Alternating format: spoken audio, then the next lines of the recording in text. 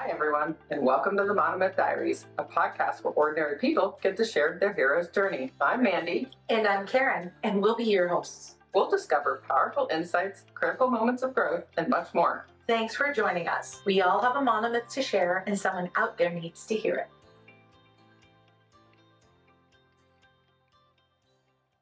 Welcome back to the Monomyth Diaries. It's a take what you like and leave the rest podcast. Today's featured hero is Sarah, and she's going to take us through her monomyth, exploring the early challenges of her life. Welcome to the show, Sarah. We're going to start off with some Monomyth Diary story starters. So there's just some rapid fire questions just to warm up. Sounds good. So Sarah, sweet or savory? I feel like I need to pick savory just in honor of my spicy podcast. So we'll go with savory. I think savory's my favorite. Yeah, me too. I could give up chocolate forever. What is the most adventurous thing you've ever done? Probably sneaking out of my house. Oh. I was like 14 and I stole my mom's car. Wow. Yeah. Hey, we're just going to go right into it, guys. Wow. Wild. I love it. I'd like to know more about that. I think I was 16 before I did that. Because I had Stole your my mom's license. car? Yeah, drove it, like wheeled it out of the driveway, closed it, and There you go, girl. And it came Wow. back like before like 5 in the morning. So, but I'm sure they must have noticed the gas level was really low. I am just shocked by this right now with you. Both of you. I can say I did a lot of sneaking out as a kid, but I never stole my parents' car. I didn't have a license yet, so it was a big deal. Yeah. Yeah, 14. Yeah. All right, so Sarah, what is one superpower you wish you had? Invisibility. I love to be invisible. I think the less attention on me, the better. Interesting, but yet you have a podcast I know. and run a workout group. I know. I'm really pushed out of my limits a lot. But Yeah, I love that. Yeah. It sounds like you get out of your comfort zone all the time. What is a word you always misspell? Wednesday. I've since memorized it though, but it took a long time for me to get Wednesday down. If you could have any job for a day, what would it be? I would love to be a farmer. What kind of farm? Just my own land, just with plants, vegetables, and animals. I would love to get paid to do that. I'll also say farmers are like the most undervalued and unsung heroes on this planet. Yeah, it's hard work for sure. Don't get me wrong. But if I could get paid to just have that piece of just being outside and around animals and just taking care of my own land, it would be amazing. What is your all-time favorite movie? My all-time favorite movie is Last Action Hero. It's like a action movie from the 90s. Yeah. And it goes back to one of the things my dad and I did when I was a kid a lot was he would take me to see rated R movies when I was very young, like action movies. That was like our thing. And we would go to a late show and then we'd go to Denny's after. So action movies just have like a very special place in my heart. And I remember that one specifically. And I had rented it so much. We had like on the corner of my block, there was this like family owned video store. And I walked there all the time to rent this movie, The Last Action Hero. Like every week. You could keep it for 5 days and then return it and I would just go re-rent it. So he ended up closing down and he gave me the movie. The Last Action Hero movie when I was a kid. So yeah, it's my favorite movie of all time. I'm going to have to watch it now. I don't think I've ever It's seen it. horrible. It's so bad. It's not one. It is such a bad movie. Like the special effects, like everything about it is so bad, but it's so good. I remember when it came. I can see the poster in my mind right now. So Yeah. yes. That's so funny. I don't remember it in the 90s. Okay. So Sarah, what is your favorite season? My favorite season is summer. What's that? Just the heat. Uh-huh. I love the hot weather. I love the ocean. I love the beach. There's just something about the feeling. Even though, like, okay, we have to work now. Like, we're adults. We don't have the summer off. Yeah. The summer just hits different. Like, it just feels different even when it's summer. I understand that. Especially having grown up in the cold. Yeah. So you're actually from California, right? Yeah. Are you from the part that gets cold? Yes, I'm from Northern. So you don't miss the winters. No, it's actually too cold for me there now that I've acclimated to Texas heat. So if we go there, we would go there in like July, I'll be wearing like my North Face. It's just like so cold to me. When it's 50. Yeah. And they look at you like you're crazy. Yeah, for sure. They do. They're all wearing shorts and tank tops. And I'm like, ah. All right. If you had one wish, what would it be? I think my one wish would be to be able to travel more. Okay, so what is your favorite childhood memory? My favorite childhood memory is going to Disneyland. Anything in particular about Disneyland that stands out? I think it was just being together and just the magic that you feel there. I know that there's quite a bit of Disney adults out there who kind of understand that when you just hit that main street, all your cares go away. And I just remember being a kid and just being super excited. We had really great memories as a family at Disneyland, and we had very few memories like that. So I think Disneyland was just my favorite. Have you been again since you were little? Oh, yeah. Okay. Yeah. You've taken your family. Yes. It's a pretty magical place. If you could master one musical instrument, what would it be? Probably the piano. I can play some. I mostly play by ear. So I think I would like to actually master it and like learn how to read music. All right. Feeling comfortable? Yeah. Ready to get in? As you said, you already have a podcast, so you're Yeah. used to doing this. We're going to start at the very beginning. Mm-hmm. We're going to go all the way back to your childhood. Can you tell us what it was like for you as a young person? So I was born and raised in a small town in Northern California. I was nestled in between the redwoods on one side, the ocean, Santa Cruz, and then the Bay Bridge on the other. Growing up there was really special because it was like a big city kind of. You had a big city on one side, but this was a smallish town where everybody kind of knew everybody. I think my graduating class had like 300 people. I grew up in the house that my father grew up in, that my grandfather immigrated from Sweden. And my childhood was seemingly great on the outside. Like I said, we went to Disneyland often. Sometimes if you could tell my parents were having a good year because we got season passes and we would go a couple times a year. And my parents had a lot of friends, mostly on account of my dad. He had a lot of charisma, and a lot of people really enjoyed his company. We would go to different events and see different family friends, and we were also really close with, not immediate family, but my aunts and uncles and my cousins and things like that growing up. We all, did things together. So looking in, it seemed like a great childhood. However, I did grow up with drug addict parents. Probably from birth until 5 years old, they did cocaine. And you're thinking, okay, it's like the 80s in California. Like, who didn't do cocaine, right? But I think it was really a volatile time for me. So then fast forward at 5 years old, my younger brother is born. And that sort of changed things. I think my parents really settled down. My dad's dad had passed away, and my dad was very close to his dad. And I think that changed him in a lot of ways. And so both my parents after that were sober. And that's kind of when I think the Disneyland memories come in. There was like a great period of time where my parents were both sober at the same time. And then when I was around 10, my father had back surgery. And after that surgery, he became addicted to prescription drugs. Those addiction habits kind of kicked back in again. During that time period, my father had owned a church building. He inherited it from his father. And there was this little Baptist church that was using it at the time.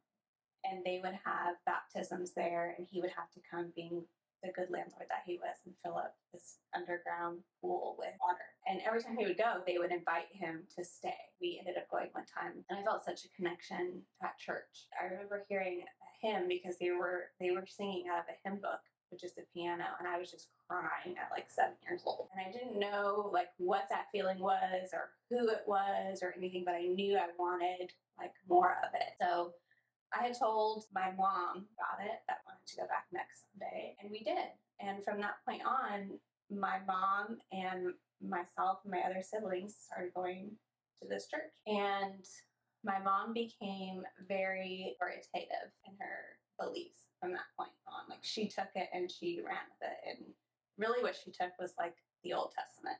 And she just like ran with it. And that was like how she was going to raise us now. What do you mean by the Old Testament? She really took to heart things that we should and should not be doing, and focus more on that and focus less on the saving grace of like Jesus Christ, right? Legalism. Yes, which was easy to do in a Baptist church. And I don't blame her for that. I think if you know addiction, you know that those people are searching for something.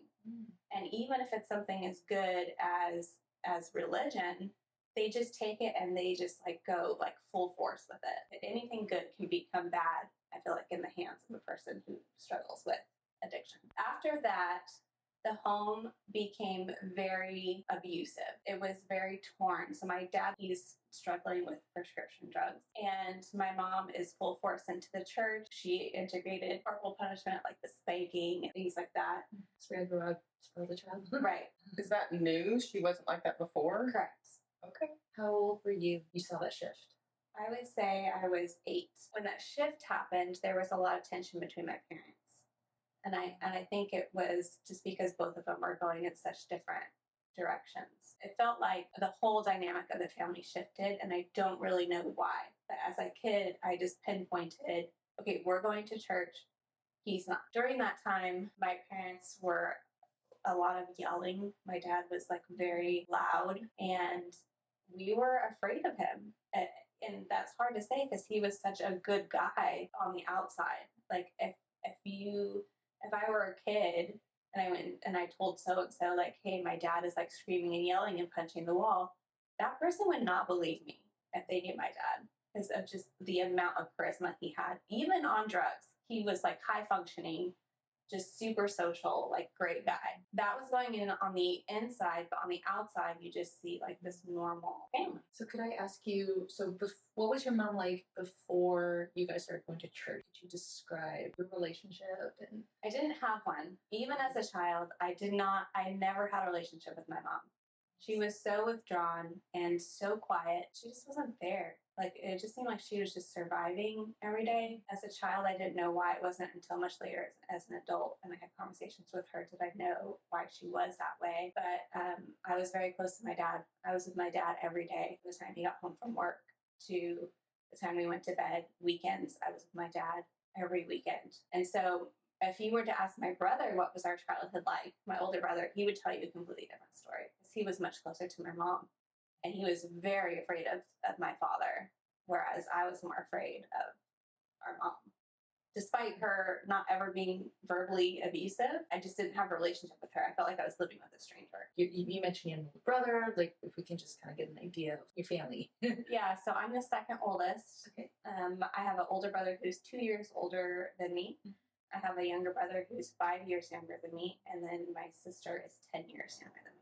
So there's 4 siblings. Those are pretty significant gaps. Yeah. And I'm just curious, just so I can get a better picture of, you mentioned you were, kind of distant from your mom. Like, so, like, I'm assuming, like, when you're home from school, whatever, like, did you just not see her, or what did that look I like? avoided her at all costs. Got it. Yeah.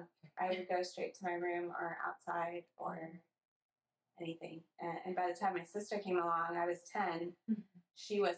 My mom wasn't functioning really much at all after that. She had postpartum depression and would rarely even get out of bed.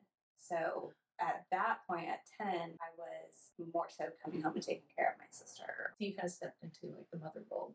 During my teenage years, it flip-flopped again, where my dad got sober and then my mom altered. She had become, at that point, an alcoholic. My dad's health had been declining pretty rapidly at that point. By my junior year, they wanted to move to the Central Valley of California, where it was cheaper to live than the Bay Area. I didn't want to go. I didn't want to even be in that house anymore. And I had proposed that I move in with another family member who is, she's technically my cousin, but she's much older than me. She's, probably 60. So I always referred to her as my aunt. She said yes, but she really just put the law down for me. Like, if you're going to live here, you need to do this, this, and this. You need to get good grades. And it was that point where it's like I finally had something that I wanted to accomplish. Kind of like I wanted to meet those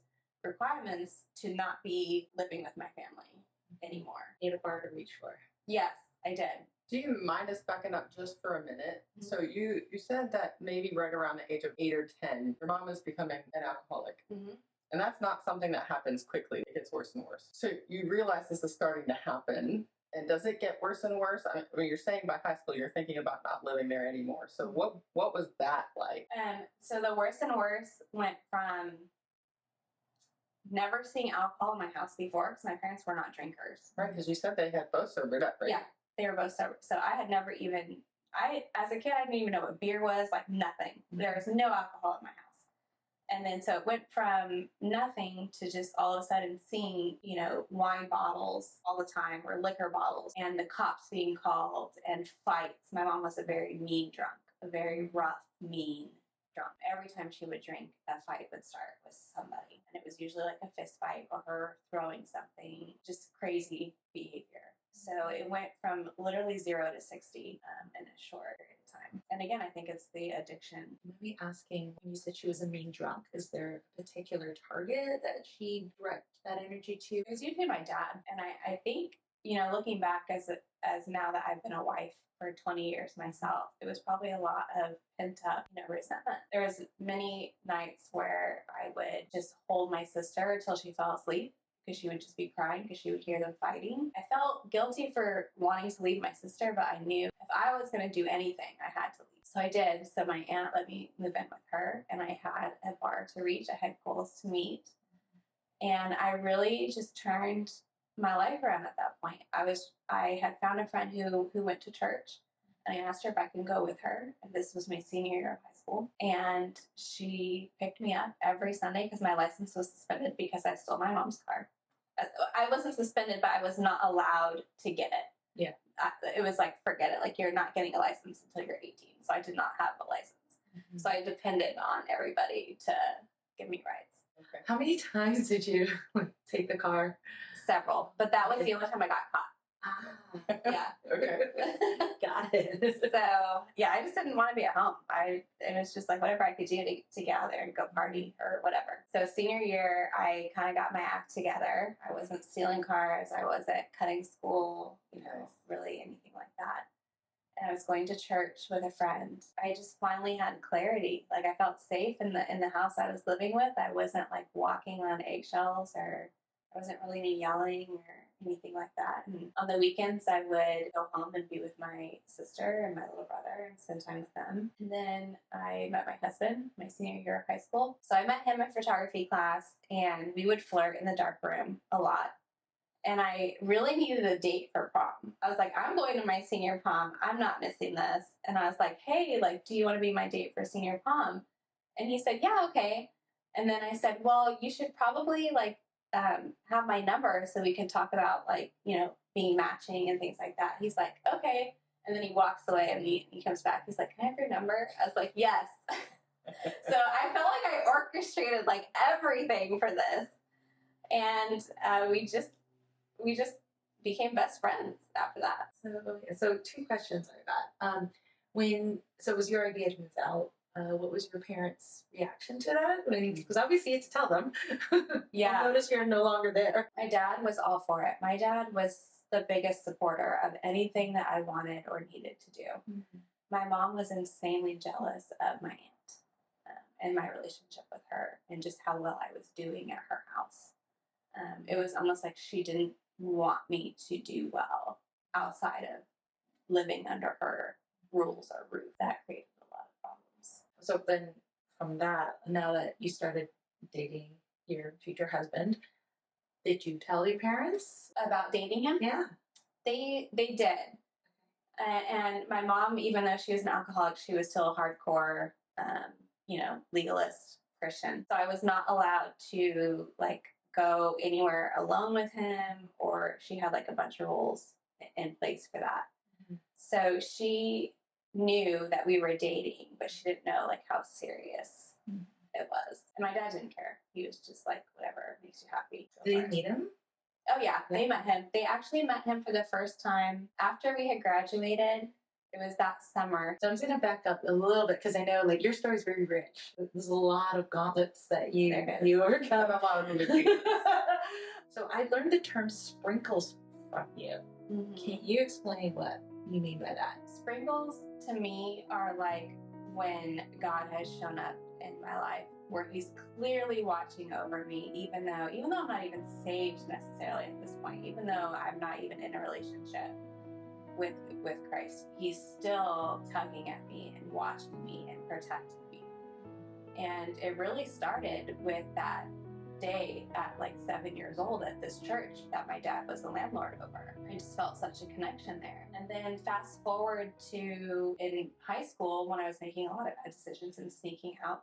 The boy actually that I went to go see stealing that car was a gang member of the Crips, which is a Northern California gang. He had a lot of ties in the gang community. His cousin was one of the biggest gang leaders in that area. And that's who I was hanging out with at 14 years old. And they were selling marijuana, and he had marijuana in our high school in a giant like freezer bag. He had a lot on him, and he got caught. This was not a good relationship, but I was just dead set on being with this person. So he got caught and was eventually arrested. And even when they came to question me, the principal, he's like, okay, you're dating this guy. Like, you have to know. And it's like, I knew, but I didn't know to the extent of how much marijuana he had on him, what he was doing with it, things like that. I didn't know the operation. I knew what they were, Right. but I didn't know the whole operation of it. So I didn't get in trouble, and he ended up going to juvie, like a correctional facility. And I would call him on this payphone there every day. I was obsessed with this guy. Eventually, a female picked up, and she was like, oh, I'm dating him now. Like, you better stay away or I'm going to kill you, things like that. Oh my. Wow. And I was legit heartbroken. And looking back now, I'm like, oh my God, Sarah, you are so dumb. Like, how could you be like so heartbroken over this guy? But I was like, my world is over. Like, like this drug dealer doesn't want me anymore. Like, what am I going to do with my life? So I was so heartbroken. And I remember my aunt picked me up from school that day, and I was crying and crying and crying. I just never thought I was going to get over it. Eventually I did. And then maybe 10 years after high school, somebody had reached out to me on MySpace. Do you guys remember what Yes, MySpace I do is? remember MySpace. And they were like, hey, I remember you dated this guy so-and-so, and linked me the article, and he had murdered his girlfriend. He lit their entire house on fire. So that was definitely a sprinkle. Like, God completely redirected my life. Just removed him, plucked him out of my life. And then another sprinkle. Do you want me to tell you another one? Yes, I would please. love to know another one. I was going to ask, so just go for it. So another one happened much later in my life. I was a young mom, and we were very poor, my husband and I, and we were just down to like one car. We had just moved here, and he was making like $9 an hour, which was like a lot for us. And you say here, you mean in Houston. So you Yes. moved at this We've point moved from at this point. California to Houston. Yes. Okay. Our firstborn is 6 to 8 months old, and I don't have money for diapers. It's like 3 days to his next paycheck. So I'm wrapping her little butt in a dishcloth. I fold it under her and I tie it on each side, and I just wash it. And I'm doing that with a dishcloth like every hour. I had WIC for milk and stuff like that. They don't pay for diapers. So I was at the grocery store, and I was going to get a couple things, and I had it in my head that I was just going to steal a pack of diapers. I had stolen before. In the time of sneaking out of the house, I had a bling ring going. Bling ring? What is Like that? a term for like teens. They steal from a store and then sell it to their peers. type Oh. thing. Okay. Like purses. Learned something new today. Yeah. So it really wasn't anything to me to steal a pack of diapers. The only difference now is I had my baby with me. The consequences would be real, right? I'm not just some punk teen now. So I was shopping through the store, just weighing this decision.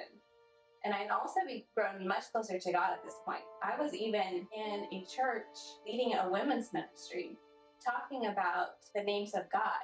And one of them is Jehovah Jireh, and that is the God my Lord will provide. And I just spoke on this topic about the Lord providing for you and how He provides for even the crows who can't provide for themselves. And here I am shopping, thinking I'm going to steal. I was wrestling with my thoughts the entire time, and I just asked God, if you just provide this pack of diapers, like, I'll trust you, like, forever. It won't even be a question anymore. I'll just stop my bullshit, like, right now. I walk down the baby aisle where the diapers are, and there's a $10 bill folded up like an origami swan. Like, no joke. I'm not even joking. Wow. I'm not even joking. Yeah. And I was like, oh crap, now I really have to do what I say, because he just showed up, like, for real. So the sprinkles to me are these moments where I'm not worthy of these provisions and these rescues and these things that he gives me, but he still gives them to me. And he still redirects and gets me back on the path where, you know, he needs me and wants me to be. First of all, thank you for sharing that. Yeah. Because, I mean, you're so honest and vulnerable and open. That's very touching, and to share that with us. It's unbelievable. I don't tell it very often because it sounds so unbelievable. It's divine. Yeah, it is literally divine. God's looking out for you. I have another one if you have time. Oh. Yeah, let's go. Yes, please. Okay. When my dad passed away, at this point I had been taking care of him for 3 years. And I was very torn when he had passed away between being grateful that this burden was now gone, but also guilty from the way that I was angry with him or maybe had treated him when he had lived with me. Sad too, the sad of losing somebody who was your best friend. So I had went to see him the day that he passed away. Let me back up a little bit. He was in the hospital every month, so this was nothing new. And I happened to have strep throat. And like I said, my husband and I only had one car, so I had to wait for him to get home from work. And so I couldn't go see him for a while. And then I talked to him that day on the phone. I said, hey, I haven't had a fever for a while. Because he was in ICU, and you can't go when you're sick to the ICU. So I said, okay, I'm feeling better. I'm going to come see you tonight. And he said, okay, good. And I went to go see him that night, and I'm walking in, and as I walk in, I hear his room number being coded. They were doing CPR, they were doing the heart things, and he eventually passed. They worked on him for like a good 20 minutes. And I just prayed for peace. And it just like enveloped like a blanket almost. If it was like a really cold day and somebody put like a heated blanket on you, and that instant feeling, that's what it felt like. It like almost knocked the breath out of me. It was so warm. So I knew that he was okay. That it was so peaceful. And so that was another sweet glitter moment. Sprinkle moment. Yeah. I love that. I've never heard the term before. Is that just what you naturally have called them? I don't know. You just always called them sprinkles. Yeah. Just ways that he would just redirect and Sprinkle his love on you. comfort, and just it's moments where if I've asked for an immediate need, it's been given to me, and it's usually out of complete and utter desperation. I'm so humbled that that was your take. If that was me, I'd be just thinking how traumatized I am to witness this. Instead, you're feeling gratitude, you're feeling comfort. God's You're- presence. Wow. I'm sorry, I'm just in awe right now. So The thought of the sprinkle with the boy. So you get over him, and you meet Roy. Let's talk about Roy some more. Sure. Roy is like everything that guy wasn't. So he was a really great guy. We had started kind of hard and fast after prom. So prom was in May of 2003. And this is your senior year of high school. Senior year of high school. That you meet Roy. and how much time difference between that boyfriend that you're sneaking out to see and Roy? Maybe 2 years, probably freshman, sophomore year to senior year. If I had dated last between, like there was like plenty in between that, but they didn't last as long or as serious before. Right. Prom was in May 2003. We graduated high school in June, and then he met my family in July, and then December he proposed, and the following July we were married. July 2004. So you were 19 when you married. 18. 18. Oh, 18. I had turned 18. I had graduated at 17. My birthday's, I was a youngin'. So what led you to decide to get married at 18? It was really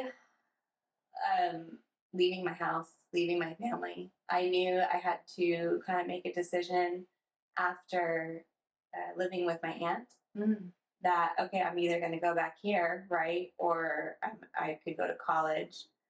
My parents didn't go to college, and I just didn't see a way I could ever possibly afford to go to college. So I decided not to. I decided to just get married. What prompted, like, did you guys talk about this? Like, when he No. proposed? I was going to say, does he know about your home life situation when he proposes? I think he knows of my mom's alcoholism, but he doesn't know anything really about my childhood, and he doesn't really know anything about my dad and his drug addiction. And him and my dad were actually pretty close once they met. They almost got into a relationship faster than he and I did. But like I said, my dad was super charismatic. But Roy was very interested in cars and knew that that's what he wanted to do, was go to like a technical school to be a mechanic. And my dad was a very good mechanic. He didn't do it for a living, but he did it on the side. He, ever since I was a child, he was restoring something in the garage. Like that's what we were doing on the weekends. So they instantly bonded. They spent a lot of time under the hood of a car. So he didn't know anything about my dad really, but he knew about my mom because he had witnessed just having to pick up my sister, you know, the cops were called or, you know, anything like that. So you and I have something in common. We both were raised with family members who were addicts, alcoholics. And I know for me, I took a lot of that into my first relationships. How do you think having grown up in that impacted you moving forward, like your relationship with Roy at this point? It definitely impacted the way I cope with maybe disagreements him and I have, or I had tried so hard to get away from my family, but all of those things were still ingrained in me from never learning otherwise. I could say all day long, like, I don't want to be like that. I don't want to parent like that. I wouldn't even fill prescriptions because I was terrified to take any type of prescription. But I still was that way. Like I couldn't escape those qualities that I grew up with. So there was a lot of my mom and me in me as a young adult, as a young married adult, as a young married mom. I was very quiet. I let a lot of resentment build. And there were things that I just couldn't escape. So even though as much as I didn't want to, I took a lot of those qualities that they displayed growing up with me, for sure. When you made the, like, obviously you made a decision, like this was an actual decision to say yes to Roy, like, did you feel any shift in, you know, like, there's a gradual, like, there's, you know, your home situation, and then you drove the choice to move out and go live with your cousin, right? Mm-hmm. Cousin, and then, and now, you know, you're settling down and getting married at 18. Did you feel like how did you feel when you made that, when you were like, I'm gonna do this? I wish I could give you a profound answer, but I really just literally felt like, okay, this is what I'm supposed to do next. Like, this is what you're supposed to do. Like, you just get married and have kids. So, I mean, that was really just my way of thinking. And it was really my only way to get out. So I knew, okay, I almost have to do this and just thank God he's a decent man, right? And then just go with it. And that's it. Okay. And your parents are on board with this? Yes. Oh, Yeah. wow. Yeah, they were. That probably made your mom happy. I mean, if that's how she was in the Christian church, right? Or what did you call it? Like legalistic. Legalistic. She wants you to get married. Yeah, I think she did enjoy it. Roy did ask my dad for permission. They met for coffee one day and he did ask him before he proposed to me. So they knew and they were supportive. And I think it goes back to even them being, that's all that they know, right? I mean, they got married. My mom got pregnant with my brother in high school still. And then they just got married. Okay. And then I came along. And so that's just what our generations knew to do. You love Roy, but you're happy to be getting out. Yes, very much so. You said you described him as your best friend, and you're about to start this new exciting chapter with your best friend. We'll talk about that in our next episode, your next chapter. Sarah, thank you for sharing your incredible monomyth with us. Your journey is a beautiful reminder that with resilience, healing is possible, and the boons it brings can ripple through our lives and communities. To our listeners, we hope you've been inspired by Sarah's story. Don't forget to join us every Tuesday for a new episode in the Little Pygmy. Thank you for joining us on the Monomyth Diaries. If this episode resonates with you or someone you know, we'd love for you to share it and spread the inspiration. Don't forget to follow us wherever you get your podcasts or on YouTube to stay connected. We'd appreciate if you could take a moment and rate and review the podcast. It helps us reach more people with stories of transformation and growth. You can visit us at monomythdiaries.com or text us directly from the show notes to reach out and keep the conversations going.